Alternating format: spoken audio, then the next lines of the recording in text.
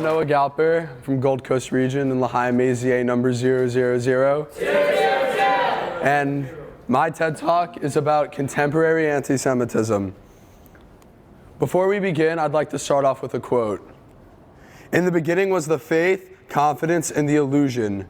We believed in God, we trusted in man, and we deceived ourselves that man was not capable of destroying and eliminating the image of God within us. And that was the source of all catastrophes. Now, when you hear this quote, what's the first thing that comes to your mind? Feel free to share if you want. You. Powerful Judaism. Would anyone else like to share their thoughts? Okay, so what this quote, Kyle. What it means to me is basically that, like, it sounds like they kind of trusted, like, things to kind of fall into place and, like, their safety would be kind of just ensured and, like, basically it didn't happen. And you're correct. What Elie Wiesel is trying to warn us about his experience with governments, being in the Holocaust, and with just man in the world as a whole. He wants us to see the signs so that history doesn't repeat itself and we don't have to have another Holocaust or anything against us. So now to the working definition of anti-Semitism. Anti-Semitism is a certain perception of Jews which may be expressed as hatred towards Jews. Rhetorical and physical manifestations of anti-Semitism are directed towards Jewish or non-Jewish individuals and or their property, towards the Jewish community, institutions, and religious facilities. And now into the contemporary part of anti-Semitism. These are examples in public life and everyday life as well. Calling for, aiding, or justifying the killing, harming, and abuse of Jewish people in the name of racial ideology or an extremist view.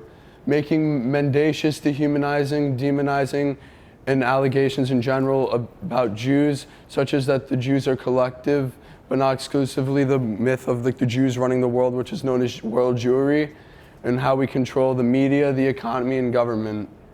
Accusing the Jews of people for being responsible for real imagined wrongdoing committed by a single Jewish person or a group, or for acts committed by non-Jews. Denying the fact, scope, or mechanisms, or just denying the existence of the Holocaust at all. Accusing the Jewish people or Israel as a state for inventing or exaggerating the Holocaust. Other examples include accusing Jewish citizens of being more loyal to Israel than to their home country, denying the Jewish people rights and claiming that the state of Israel is racist, using symbols and images with anti-Semitism, such as like a swastika, drawing comparisons of contemporary Israel policy to that of Nazis, so basically comparing Israel to the Nazis, and holding Jews accountable for everything that goes on with Israel as well. And here's what I think really causes all of this. I believe that the underlying cause of anti-Semitism is the lack of education in schools and everywhere about the Holocaust and anti-Semitism as a whole. And these facts and pictures support this claim. So, a bunch of people were asked, what does the Holocaust refer to and when the Holocaust happened? And some said 1930 to 1950, and that was only 69%. That might still be a high percentage, but there's still a lot of other people that really don't know when the Holocaust was. A lot of people don't seem to know what the Nazi-created ghettos were. Not a lot of people really know how many Jews were killed, and even just like the basic facts behind the Holocaust. So when you're not really informed, you're going to believe anything you hear, and you're just going to take in those opinions, and those opinions are going to end up becoming your opinions. Another fact, there were over 40,000 camps and ghettos during the Holocaust, and 40% of millennials can't even name a single one. About 1 European in 20 has never even heard about the Holocaust. 4 out of 10 Austrian adults said they knew just a little bit about the Holocaust. 1 out of 5 people in France between the ages of 18 and 34 said they've never heard about the Holocaust. And this all leads to people not being able to learn or even understand what goes on with the Holocaust and everything that happened, or what Jews deal with on a daily basis, because they're not in the shoes and they don't have the people that are really telling them what they are and what they need to do. It leads to outrageous and misinformed accusations and statements. A third of people that CNN surveyed said that Israel uses the Holocaust to justify its actions, with about half of the people in Poland even agreeing with that statement. A third of Europeans said that supporters of Israel use accusations of anti-Semitism to shut down criticism, and only 1 in 10 said that it wasn't true. A third of Europeans said commemorating the Holocaust distracts from other social issues and atrocities today. Now, knowledge and understanding about Jewish communities and anti-Semitism. These are some facts and fixtures. 68% of Europeans feel that their country is not well informed about the history or the culture of Judaism. More than 6 in 10 Europeans know that there's a law in their country that criminalizes anti-Semitism or hatred against Jewish people. More than 4 in 10 Europeans are aware that there's a law against Holocaust denial in their country. More than 4 in 10 Europeans think that genocide of Jewish people, the Holocaust, is sufficiently taught in school in their country, but the same proportion think the opposite. So there's a lot of polarization in that article. And the way to solve all of this is to educate and to spread the word, honestly.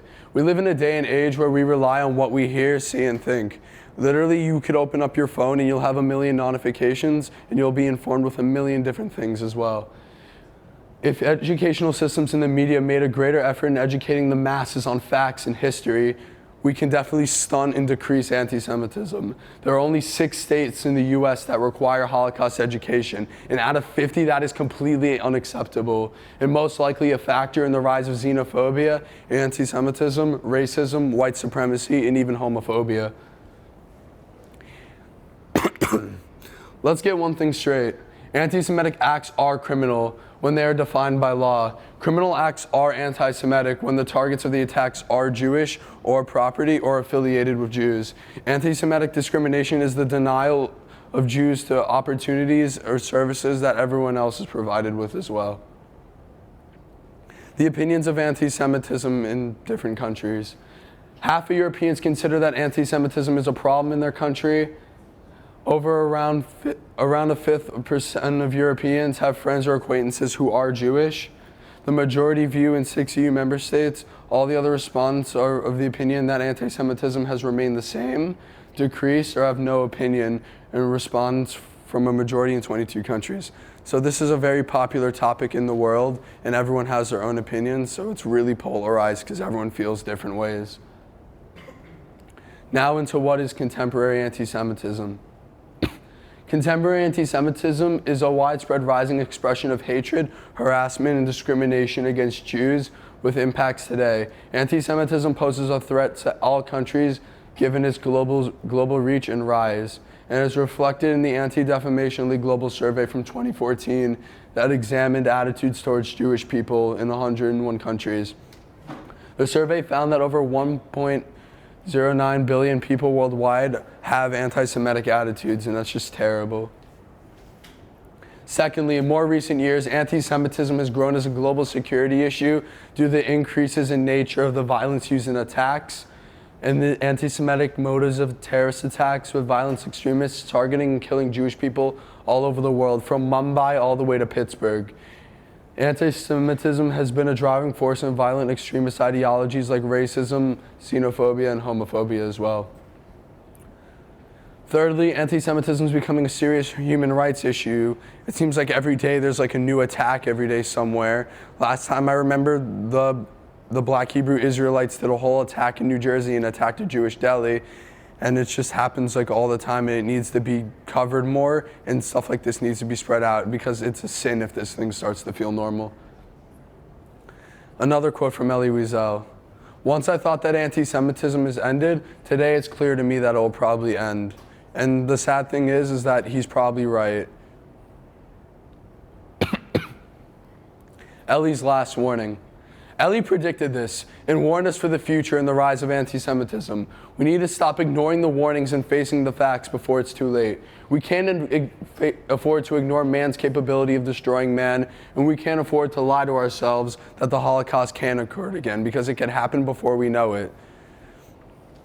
Unfortunately, Elie Wiesel passed away on July 2nd, 2016, when he was 87 years old. So because Eli passed away, he's not able to speak anymore about this and tell his story. And we're probably the last generation to be able to hear Holocaust survivors, hear their stories. So whose job is it to carry on their legacy and continue the stories? Because there are millions of people that deny the Holocaust, and we kind of need to continue to spread the stories, because if we don't, it could happen again. If you have to learn from the past, and if we don't learn, it will happen again. Through the prism of the new anti-Semitism and redemptive anti-Semitism, the statement regarding the world would be better, a place without Israel is the most dangerous. As Jews across the globe, particularly in Europe, are often blamed for the actions and activities for the state of Israel, the elimination of Israel would also mean the elimination of European Jews and our whole race as a whole. This has happened in the past, but according to all indicators and facts, it will happen again. So before I finish, I'm going to talk about why I wanted to do this TED Talk. I wanted to do this TED Talk because I'm sure, just like everyone else, we've all experienced anti-Semitism. Raise your hand if you've experienced anti-Semitism before. One event in 8th grade really inspired me. So it was on a school trip to Universal, and there was like this whole group of kids that on the bus, they kept throwing pennies at me, and they almost took my eye out. And then I had to go to the hospital, and it was like with my family friend who's like a doctor who's Jewish.